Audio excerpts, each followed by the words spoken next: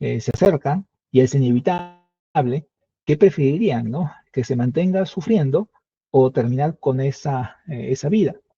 Y ahí viene una discusión que hace mucho ya tuve, ¿no? Eh, ¿qué significa para ustedes, por ejemplo, ¿no? Una expresión como el amor, ¿no? El amor usualmente es egoísta, ¿no? Cuando el amor es mal entendido, pues, ¿no? Es egoísta, ¿no? Uno quiere mantener a la persona que ama cerca, ¿ya? Y es egoísta porque no piensas en lo que esa otra persona desea, ¿no? O necesita. Cuando el amor es mal entendido, hace que las personas tengan ese tipo de comportamientos y no dejen ir al, al que está sufriendo. Y nuestra sociedad es mucho de eso, ¿ya? Es mucho de entender mal el concepto y permite que una persona que está muy dolida, sufriendo, se mantenga aún con vida porque no pueden dejarla ir, ¿ya? Lo otro es a nivel de religión. Si bien no sé cuántos de ustedes serán católicos o creyentes, principalmente creyentes, ¿no? No tanto que tengan una religión, sino que crean en el fin de la vida y lo que sigue después de ella, ¿no? En la mayoría de religiones o de fes, eh, la muerte es algo condenable, ¿ya? No existe eh, una religión donde se considere que la muerte es algo que es bien recibido, ¿no? O bueno, al menos son pocas y ninguna de ellas es de este lado de la tierra, ¿ya? Quizás por ahí alguna oriental se pueda aceptar la muerte como un siguiente paso y esté naturalizado, pero al menos aquí ninguna religión local acepta la muerte de brazos abiertos, ¿ya? Pero al mismo tiempo, en muchos capítulos de cualquier, digamos, Biblia o documento religioso, se entiende que debemos ser compasivos ante el sufrimiento de otras personas. ¿Y cómo podemos ser compasivos cuando vemos que alguien está sufriendo para morir y al mismo tiempo no desear de que muera? Esa contradicción eh, religiosa, de fe, es constante, es frecuente en las familias, ¿no? O sea, dicen matar a alguien y ya ven directamente el pecado detrás de eso, cuando en realidad lo que estamos intentando es controlar o disminuir su sufrimiento. De otro lado, también está lo del cambio generacional. Y no me refiero a las aberraciones generacionales que actualmente se ven, ¿no? Sino que las generaciones actuales también son más liberales, ¿no? Son más autónomas, ¿no? Y son menos apegadas en algunas cosas, ¿ya? Estos aspectos culturales y religiosos que les mencionaba son situaciones más tradicionales o de generaciones antiguas. En cambio, las generaciones modernas son de algún modo más libres y entendiendo que entienden más fácilmente que la muerte es algo que a veces es mejor para otras personas, ¿ya? Entonces, mientras que habrán algunas generaciones o algunos grupos eh, poblacionales que consideran que es necesario preservar la vida, habrán otras personas que serán más abiertas a recibir la información del cese de la vida, ¿ya? Y por último, está esto de los medios de comunicación, opinión pública, presión social, redes de influencia, ¿ya? Y ahí incluso entran lo que son las decisiones políticas y legislativas, ¿no? Cómo es que se maneja a nivel de cada país el hecho de la eutanasia o de la muerte, ¿no? Mientras que en algunas sociedades este tema ya se ha ido tratando con más naturalidad y ya incluso se ha normalizado la eutanasia en algunas condiciones, en otras tan puritanas como la peruana o las sudamericanas en general, ¿no? Es un tema que aún no se toca, aún no se acepta, ya que el Estado o alguna institución estatal facilite la muerte de otras personas.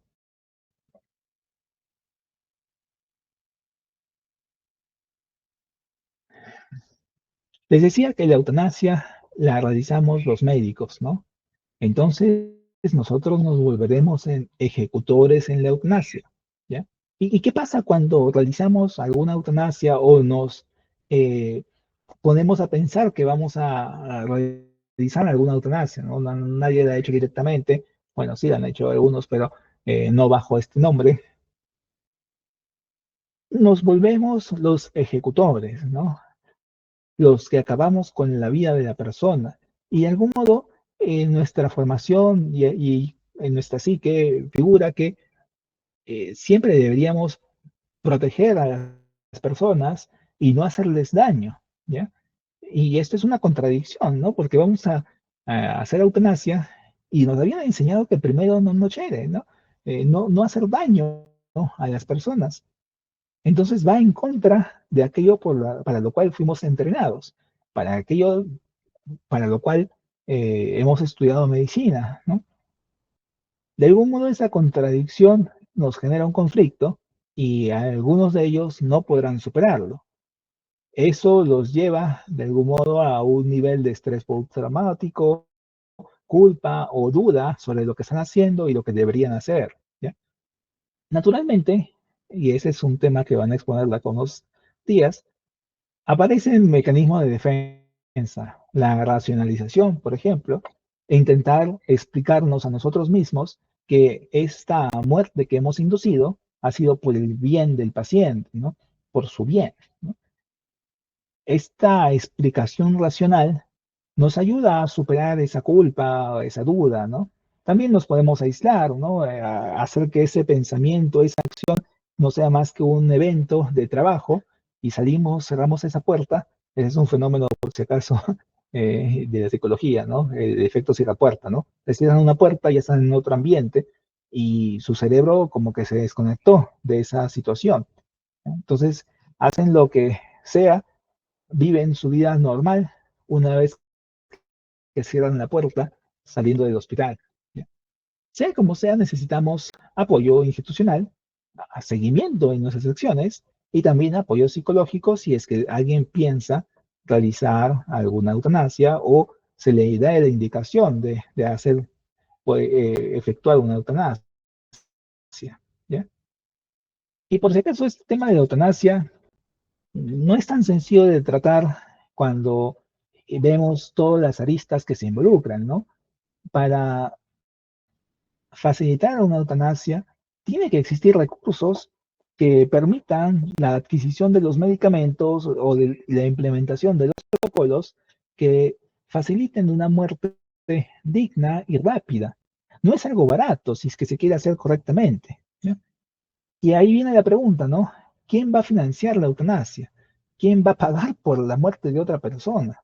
¿Ya? ¿Es correcto que el Estado lo financie?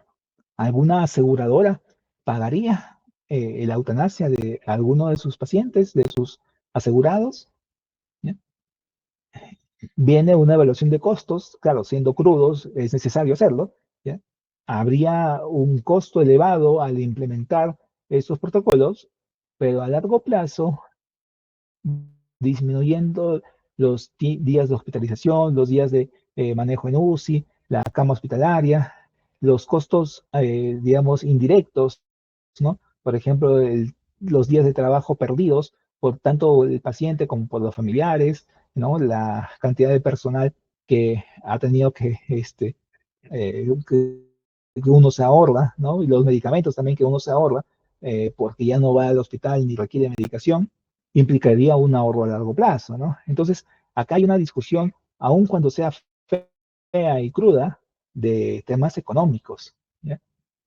Y viene en ese mismo sentido otro tipo de discusión.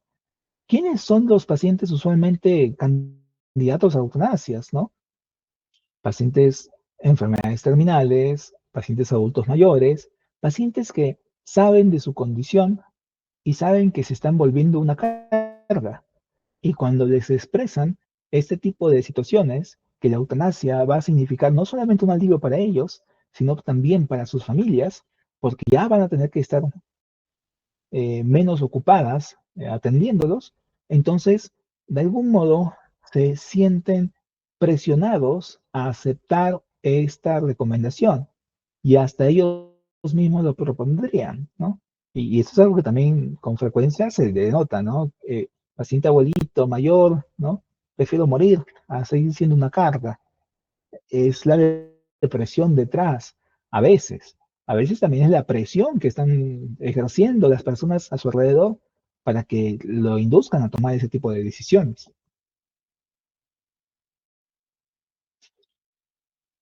¿Qué dice la legislación peruana? Bueno, en la legislación peruana no se permite explícitamente la muerte, ¿ya? Al contrario, ¿no? El fin fundamental es la protección de la vida, ¿ya? Pero, sí hay algunos argumentos sobre la muerte digna, ¿ya? Claro, no inducida, pero sí la muerte digna, ¿ya?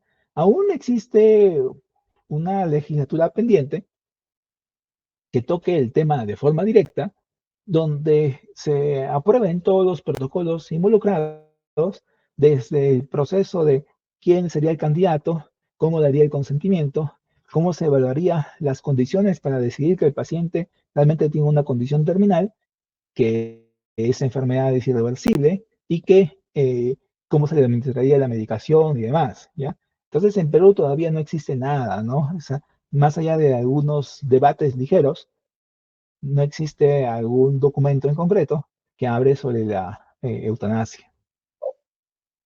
Y vienen un conjunto de contradicciones porque nosotros debemos proteger la vida humana sobre todo, pero al proteger la vida, hacemos que la persona pierda su dignidad, ¿no?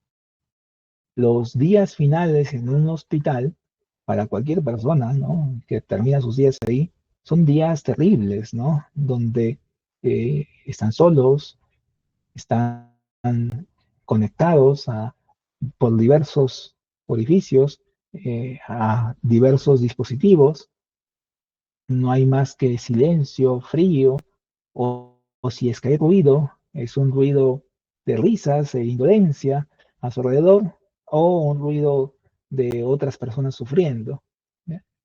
Y ese no es el final que nadie desearía, ¿no? Morir conectado a una máquina que está sonando un pitido, mientras personas a tu alrededor se movilizan sin mirarte siquiera y sin sentir compasión por ti, no te ven más que como un paciente más, el paciente del día, ¿no? El de la cama tal, ¿no? Y no como la persona que alguna vez fuiste y que se movía, hacía sus cosas, tenía sueños, esperanzas, un deseo por vivir, ¿no? Entonces, ¿qué hacemos?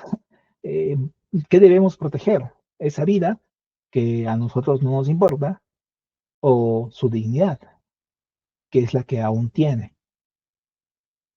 En los derechos humanos, bueno, hay varias regulaciones que van dirigidas a proteger la dignidad, ¿ya? Principalmente la Constitución, ¿no? Pero existen muchos otros tratados, nacionales e internacionales, que van dirigidos a proteger la dignidad humana, ¿ya? Cosa que la eutanasia se coge de estos elementos para, bueno, las leyes y países que hayan aceptado la eutanasia se cogen de estos elementos para poder plantearla, ¿ya?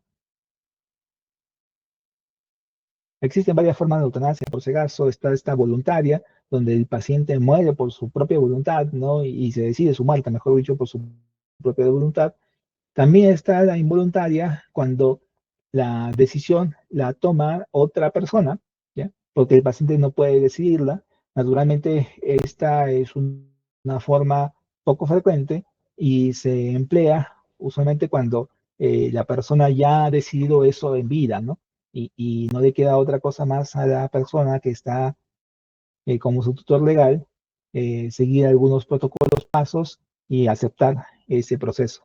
Está la eutanasia directa, cuando se administra una medicación para acabar con la vida de la persona. Eso es directamente un homicidio, pero configurado en un aspecto médico como eutanasia. Y está la indirecta, cuando se le da alguna medicación o situación para acelerar la muerte, no para que fallezca en el momento, sino para facilitarle la muerte, ¿no? También otra clasificación es la activa, cuando se provoca la muerte, y la pasiva, cuando se deja que alguien muera retirando la medicación, ¿ya? O sea, se deja que evolucione de forma natural su enfermedad, retirando medicamentos para que ese proceso sea más rápido. Algo sobre algunas leyes, por ejemplo, en España, desde 2021, ya existe una ley que regula condiciones sobre eutanasia, ¿ya? Permitiendo que bajo ciertas condiciones las personas, los ciudadanos españoles, puedan solicitarla y recibirla, ¿no? Recibir eutanasia, ¿no? No es el único país, pero pongo este ejemplo porque es de habla hispana y es un país cercano, ¿no? Digamos, cercano de nuestra cultura y de influencia. Seguro que han escuchado de muchos otros países nórdicos, principalmente europeos, donde la eutanasia está permitida, incluso uno puede viajar si es que es necesario para que allá le practiquen la eutanasia, ¿no? Pero fuera de estos países que no manejan nuestro idioma, el que culturalmente es más cercano es España, ¿ya?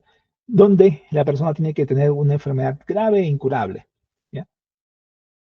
O un sufrimiento crónico e incapacitante certificado por un médico, ¿no? Que indique que cumple con esas condiciones. Verán, ustedes, bueno, eran, el COVID pasó hace cuánto, hace 5 años más o menos, ¿no? 5 o 6 años, ¿no? Y posiblemente hayan tenido diversas experiencias, algunas eh, francamente negativas con el COVID, ¿ya?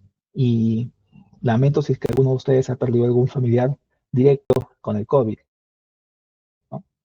Y hay varias historias que ya cuando sea el momento, ustedes escucharán y espero que sepan comprender con la madurez necesaria sobre lo que pasó durante el COVID, ¿ya? Sobre la limitación de recursos, la necesidad de diversos colegas de querer ayudar a algunas personas y no poder hacerlo, de la irreversibilidad de las condiciones y la tecnología y conocimientos y medicación disponible al comienzo principalmente de la pandemia o el de la primera ola, ¿no? Y las acciones a las cuales lamentablemente diversos personales de salud tuvieron que recurrir para intentar limitar y darle más oportunidades a algunas otras personas. ¿Qué les estoy queriendo decir? Que durante el COVID existieron muchos eh, eventos de eutanasias, no descritas así, no escritas como que se practicó eutanasia a tal persona, no existió eso en las historias clínicas, pero si llega el momento y pueden conversar con algún colega que haya vivido directamente de ello, les pondrán contar algunas historias, claro, si es que no entran en negación y no entran también en bloqueos o aislamientos, represión de esos recuerdos, ¿no? Pero eventualmente tendremos que conversarlo, ¿ya? Porque eso que pasó demuestra, bueno, muchas otras cosas también lo dijeron, pero demostró la carencia de nuestros servicios de salud en cuanto a capacidad digamos, de manejo, ¿no? De situaciones críticas, ¿ya? Y las decisiones que se tomaron ahí, si bien pueden ser cuestionables a ojos de alguien que no participó en ese momento, en realidad los colegas solo tuvieron esa opción, realizar algunas eutanasias. En el Perú existió este caso, ¿ya? De eh, el 21 de abril de 2024, Ana Estrada, una persona que a los 47 años, sosteniendo su idea de vivir con dignidad y en pleno control de su autonomía, se le realizó una eutanasia aprobada por la Corte Suprema. Su proceso legal comenzó en 2019 y no fue sino hasta 2022 que recién se terminó de aprobar, ¿no? Y se le practicó la eutanasia según los términos que una comisión estableció para facilitarle el fin de su vida, ¿no? Por si acaso, el homicidio piadoso está penado hasta con 3 años de cárcel, ¿ya? Esta condición fue una apertura que se dio luego de entender el caso y del proceso legal seguido, pero no ha sido más que una excepción en la normativa peruana, ¿ya? No existe todavía un protocolo establecido, ¿no? Entonces, si es que vamos a discutir sobre eutanasia, no debemos centrarnos en solamente lo que implica morir, ¿ya? Eso es, digamos, la parte fácil, ¿no? Sino en cómo garantizar que una persona digna hasta el final. Vean que hasta el momento de los temas que hemos ido tratando, quizás alguno de ustedes haya tenido esta confrontación de ideas, ¿no? De repensarse qué significa tener libertad, qué significa vivir con dignidad, qué significa el vivir y morir bajo tus propios principios, ¿no? Espero que al menos se lleven eso de mensaje, ¿no? ¿Es correcto o no es correcto practicar eutanasia en una persona? Eh, en Perú todavía no es legal, pero la pregunta no era esa, ¿no? ¿Sería o se establecería algún margen para que un médico, entendiendo el sufrimiento de la otra persona, realice eutanasia? ¿O es que ustedes de plano van a rechazarlo? Es una pregunta similar a la que tuvimos que habernos hecho con los testigos de Jehová, ¿no? ¿Ustedes rechazarían a los testigos de Jehová? ¿O les darían al menos la apertura de conocerlos y eh, brindarles el mayor alivio y apoyo en su condición? Porque nada les está haciendo a ustedes, ¿no? Entonces, ¿qué hacemos? ¿Quién está a favor? ¿Quién está en contra? ¿Bajo qué condiciones y en qué situaciones? Listo, abierto el debate. Los escucho.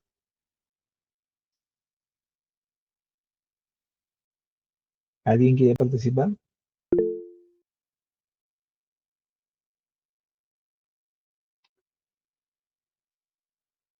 Sí, Fernando. Doctor, buenas noches. Justo, bueno, hace era más de 2 semanas que conversé con un amigo que es abogado sobre este tema, ¿no?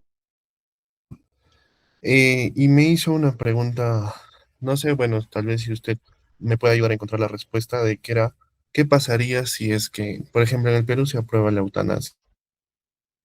¿Y qué pasaría si esto se vuelve, digamos, como algo obligatorio en pacientes que sientan que son una carga para la familia, para la sociedad, para el hospital, yo qué sé, ¿no?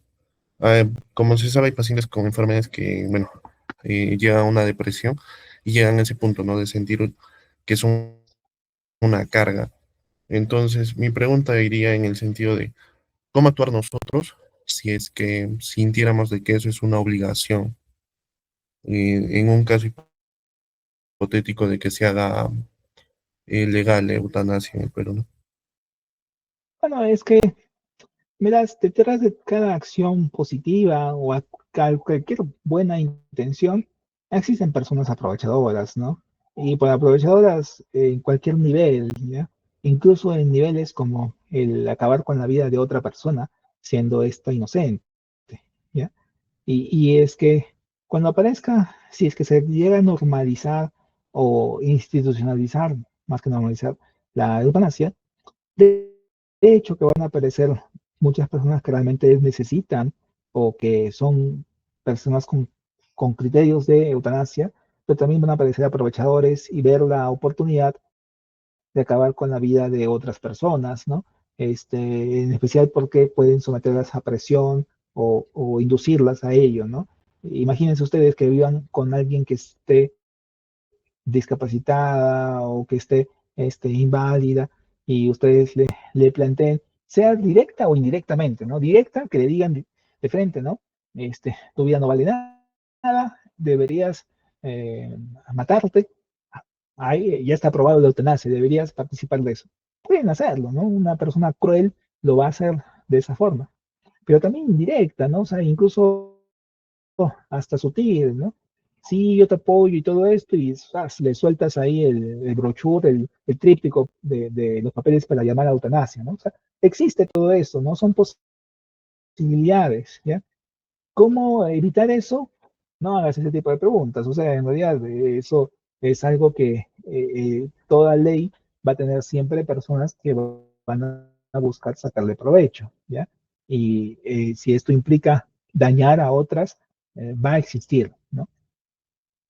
Si es que sabemos que va a pasar eso, se pueden implementar diversas medidas digamos, de control, de filtros, así como, por ejemplo, ¿no? Para el cambio de sexo existe toda una evaluación psicológica detrás, también que la decisión sea mantenida no sea un arrebato, sino que sea sostenida por varios meses o años también, ¿no? Entonces, similar, aquí podríamos solicitar que la idea de la eutanasia no sea un exabrupto, sino una idea que se haya madurado, sostenido y tenga aprobación, bueno, valoración por psicólogos independientes durante varios momentos para que recién el paciente sea candidato. Sí, la pregunta es, ¿qué tanto entorpecería eso a personas que su condición ha cambiado drásticamente? Por ejemplo, si no me equivoco, hace un par de días, ¿no? Falleció este actor Conela, ¿no? Y la enfermedad es una enfermedad desastrosa, brusca, rápida. A él le tomó 10 meses, ¿no? Ustedes saben que Stephen Hawking le tomó muchos años, ¿ya? Décadas incluso, ¿no? Pero ciertamente hay pacientes con ELA que van a fallecer muy rápido. Entonces, ahí, si te hacen el diagnóstico de ELA, ¿en qué momento tú dices, ya, acabe mi vida, ¿no? ¿Cuál es el punto de corte, ¿no?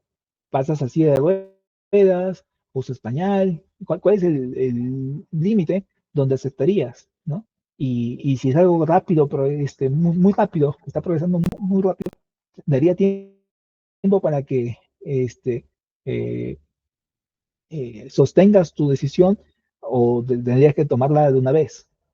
Y obviamente que si es que es algo muy rápido, vas a tener depresión, no vas a tener distimia, vas a tener una condición de tristeza, ¿no?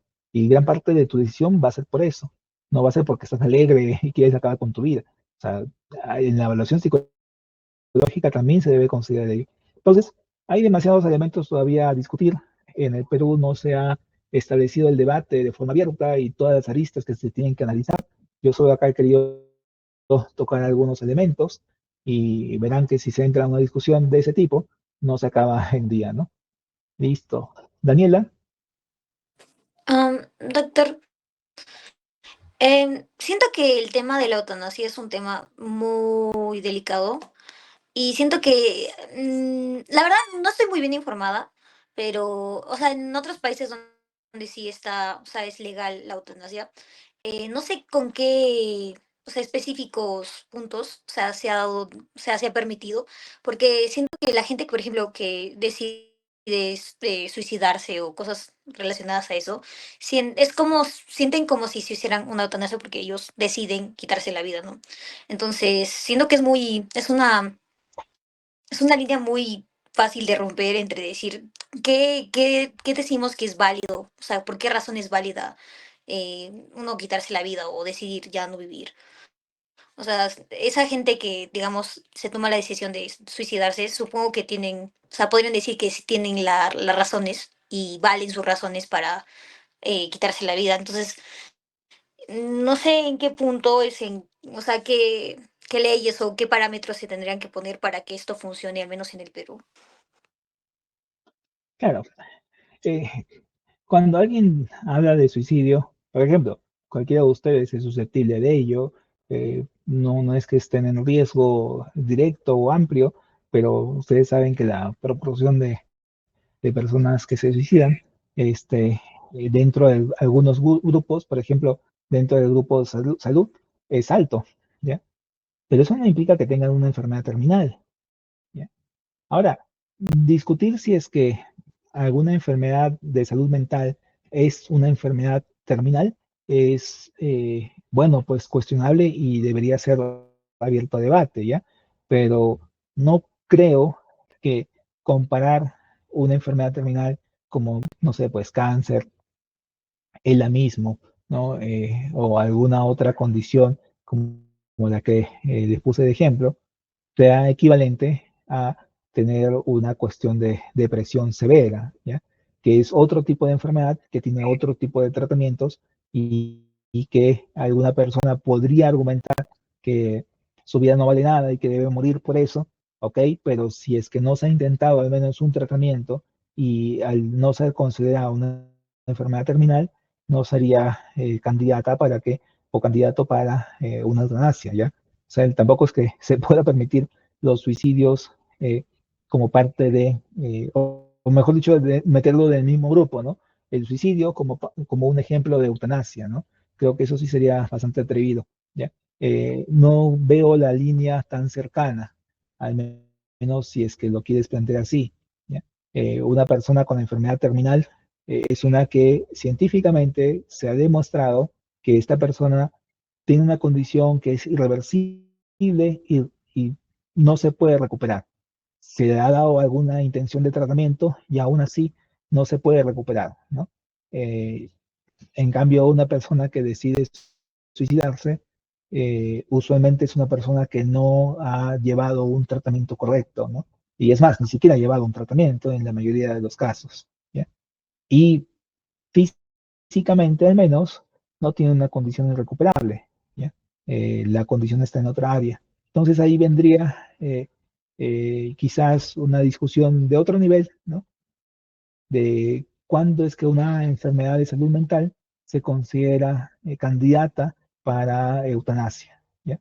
Quizás la eutanasia la estamos viendo solamente desde el punto de vista orgánico y no desde el punto de vista mental con tanta apertura. Rosalind. Sí, doctor, buenas noches. Bueno, yo creo que en este caso, para poder permitir legalmente la eutanasia en nuestro país, deberíamos de considerar las enfermedades terminales, que sabemos que, bueno, al menos el paciente ya conoce que es cómo va a llegar ese fin, ¿no? Es que generalmente es doloroso, ya no se brinda la calidad de vida que quisiera tener. Y yo creo que más que nosotros cómo lo percibamos es cómo el paciente lo percibe. Muchas veces, por ejemplo, si pasaría eso en mi familia, yo no quisiera que esa persona elige ese camino, pero no se trataría de mí, yo creo que se trata de cómo es que lo afronta esa persona, cómo es que lleva esa persona, porque al final por ejemplo, como usted mencionó el mensaje de, bueno, la noticia del actor que falleció, bueno, había comentarios que decían que él ya no podía hablar. Entonces, llevar ese estilo de vida, me imagino también que es muy, muy difícil y doloroso. Entonces, pienso que la decisión parte más del paciente que de nosotros, pero siempre nos implica porque el que efectúa esa acción, al final somos nosotros, ¿no? Entonces, creo que en nuestro país habría que evaluar y reevaluar, así como el caso de Ana Estrada, varias veces. Ella pasó por varias evaluaciones, si no me equivoco, de psicológicas para saber si realmente ella estaba segura de lo que quería hacer. Entonces creo que si se abriría, se debería abrir bajo muchos parámetros o limitaciones de indicar, ¿no? Pero también al punto de qué es lo que podríamos nosotros delimitar. Creo que eso sería. Usualmente en cualquier condición, por si acaso, ¿no? Cuando se inicia, por ejemplo, ¿no? Un fármaco, ya, la aspirina, imaginemos, ¿no? Fue creada y diseñada para una condición y se fueron abriendo otras opciones debido a que había una similitud, eficacia y otras naturalezas, ¿no? ¿Quién sabe si es que cuando se plantea la eutanasia en el Perú, igual, cuando comenzó la vacunación para el COVID, por ejemplo, eran todos adultos, la mayoría inicialmente trabajadores de salud o de primera línea, y luego se fue ampliando la brecha a todos los adultos y luego incluso adolescentes y se llegó hasta niños, ¿no? Acá supongo que va a comenzarse así en algún momento, cuando se comience, si es que se comienza también, este, limitándolo a un conjunto de enfermedades muy bien establecidas y correctamente valoradas, ¿ya? Y luego se podrá ir incluyendo otras enfermedades y luego otro tipo de condiciones sin ni siquiera llegar a enfermedad, ¿no? O al menos en el rótulo decir tengo tal enfermedad, sino que tengo ciertas condiciones que deberían ser incluidas, ¿ya? Entonces, considero yo que como parte de la evolución y del aprendizaje y la necesidad, se va a ir estableciendo de forma progresiva este conjunto de enfermedades y condiciones, ¿no? Entonces, ELA, por ejemplo, es un ejemplo apropiado, ¿ya? Ustedes saben que Pedro Soler Vázquez también murió en una condición similar. No era ELA, era una enfermedad más lenta, también degenerativa, neurodegenerativa, y con también igual de frustración y postración, ¿ya? Entonces, no es tan sencillo de decir que hay algunas condiciones que son más fáciles de delimitar, pero hay algunos diagnósticos que, por cómo sabemos que se va a comportar, podrían ser más fáciles de aprobar que otras condiciones. ¿Vania? Doctor, buenas noches. Bueno, con respecto a la eutanasia, yo sí estoy de acuerdo y en realidad es porque, por ejemplo, me hizo recordar mucho lo que alguna vez me contó mi padre, que le dijo su maestro en la universidad, que era que buen médico no solo aquel que ayuda a salvar vidas, sino también el que ayuda a buen morir. Es decir, sí, obviamente ya sabes que inminentemente la condición de una persona va a llegar a la muerte, o sea, ¿por qué prolongar eso, no? Porque yo lo asocio bastante a lo que es la autonomía de la persona. Y en ese sentido estoy de acuerdo con lo que dice mi compañero. O sea, esta decisión es más, o sea, tiene que ver más con lo que siente en realidad el paciente, ¿no? Y también tengo en cuenta que pues no solo es un choque para el paciente, sino también para sus familiares, y allí vendría lo que usted nos habló, o sea, con qué mentalidad o desde qué ángulo lo deciden ver sus familiares, las personas que le están acompañando, ¿no? Y digamos, dentro de qué marco sería que se le dé la eutanasia al paciente, pues en una enfermedad terminal o crónica, ¿no? Y bueno, en conclusión, sí estoy de acuerdo con que se realice la eutanasia. ¿Vale? Adiós. Joel. Sí, más que nada quisiera saber cómo es que lo ve la parte de lo que las personas tienen lo que es ese derecho a una muerte digna y si estaría en relación con la eutanasia o si se podría justificar la eutanasia con esa parte de derecho, ¿cómo lo vería? En realidad parte del juicio de Ana Estrada a partir de eso, ¿no? De vivir con dignidad, ¿no? Y respetar sus decisiones, la autonomía de la persona. Entonces, dignidad y autonomía fueron sus argumentos. Sobre eso, la condición irreversible de su enfermedad. Entonces, nada, son los elementos básicos, digamos, ¿no? De tener una condición irreversible, mantener todavía autonomía y capacidad de pensamiento íntegro, que no haya sido deteriorada por la enfermedad, y bueno, pues tener eh, digamos, la condición de tu dignidad vulnerada debido a tu enfermedad, ¿no? Ella constantemente había sido sometida a diversos tipos de intervenciones y tratamientos, la traqueostomía, por ejemplo, no gastrostomías también que tenían que pasar, ¿no? Ser sondeados constantemente, el que no puedan ni siquiera manejar sus propias necesidades, es algo que rompe y quiebra su dignidad. Y bajo esos argumentos es que finalmente se termina aceptando, ¿ya? Entonces, también tiene que haber cierta apertura de diálogo con las autoridades que le dieron las facilidades de ello, ¿no? Ni, a ver, son dos bañas, ¿no? En el grupo. Ya participó. Ok. Nicole. Ya. Sí, doctor, tenía más bien una consulta. En el caso de los países que sí se realiza la eutanasia legalmente, ¿cómo se maneja en el hecho de que, digamos, el médico no quiera realizar porque va en contra de sus principios morales, se podría decir?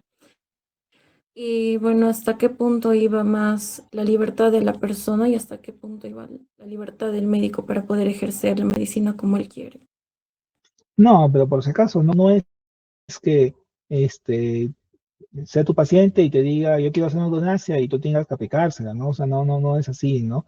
O sea, existen grupos de médicos especializados en ese tipo de tratamientos, ¿ya? O sea, no te buscan a ti y para decirte, hazme eutanasia y tú tienes la discusión moral de si la aplicas o no, sino que van directamente a los centros donde están los médicos que aplican la eutanasia, ¿ya? No es que les vaya a tocar a algún paciente que les pida eso y ustedes entren en la discusión moral si es que lo desean o no hacer. Ustedes simplemente, si es que eh, se legaliza en el Perú, habrá un conjunto de médicos que se encargan de ese tipo de intervenciones, ¿ya? Y es eso, ¿no? Una intervención y va a haber alguno que va a estar especializado para ello, ¿ya? No es que a cualquiera de nosotros nos vaya a tocar ese tipo de pacientes, ¿no? Brenda.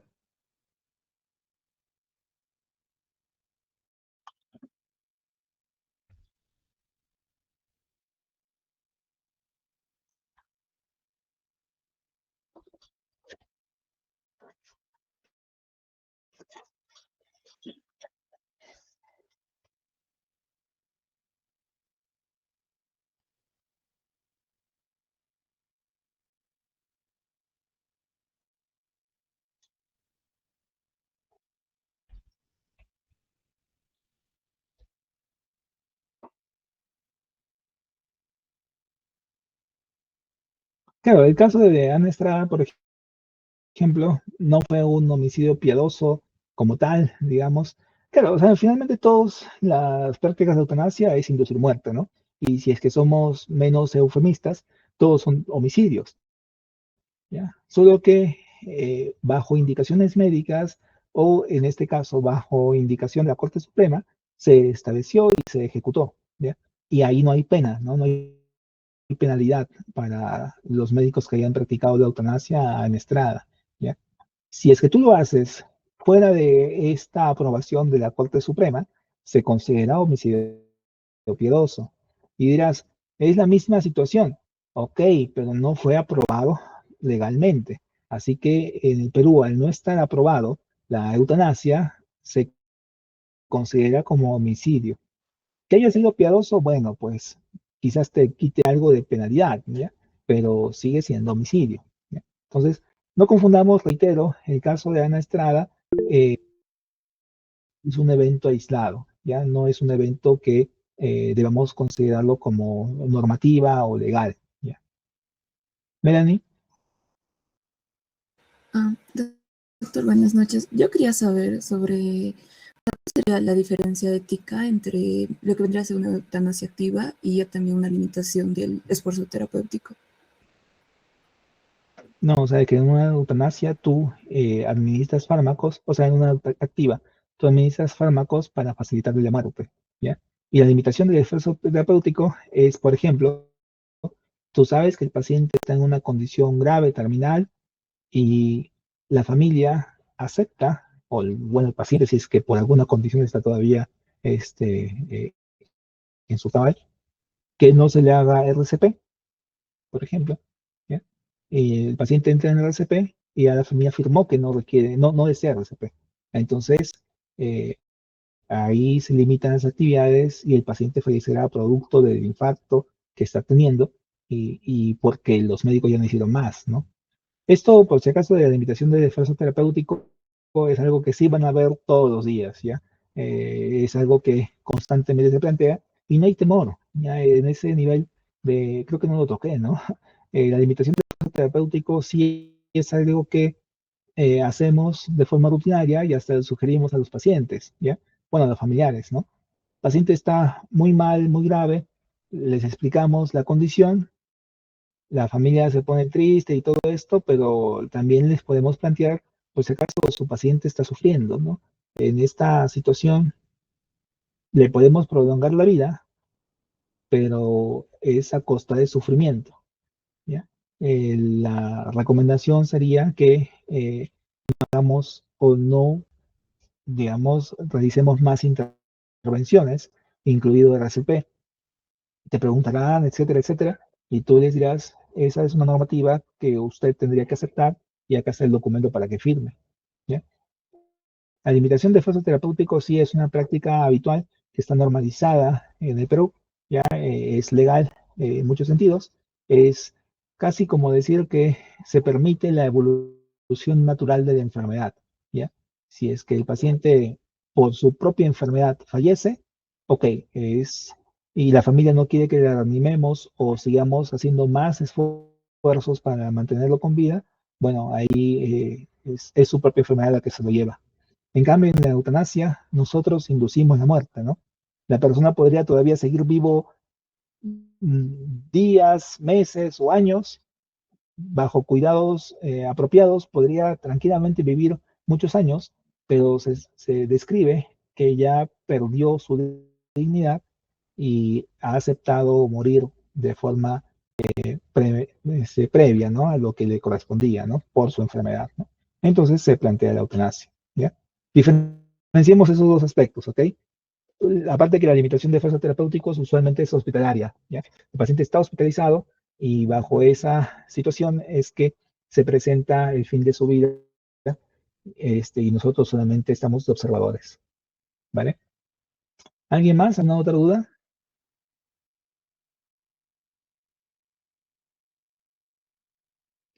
Listo, muy bien. A ver, déjenme. Dejo de compartir esto y voy a compartir un último archivo. Solo tengo una duda. Camín, ¿estás en tu casa? ¿Estás en un restaurante?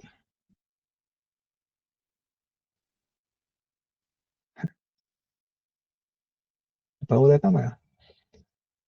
Es que toda la clase la he visto en un ambiente no apropiado. Y antes que se sigan riendo algunos de ustedes, por si acaso también los estoy viendo a algunos de ustedes conversando y riéndose mientras yo estoy exponiendo. Y claro, puede que lo hagan, ¿no? Están finalmente en un ambiente que es su casa. Pero no sean tan faltosos, pues. ¿Vale? Pero todavía estamos tocando temas que pueden ser delicados y lo manejan de esa forma. Bueno, ahora les va a tocar a ustedes. Las disposiciones para este módulo.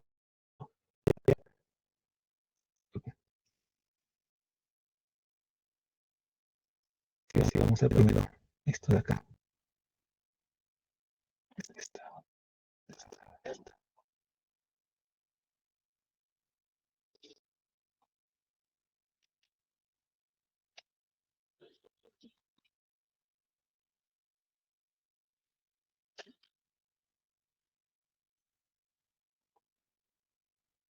Son los grupos que ya he ido conformando. El primer conjunto de exposiciones que vamos a tener son los mecanismos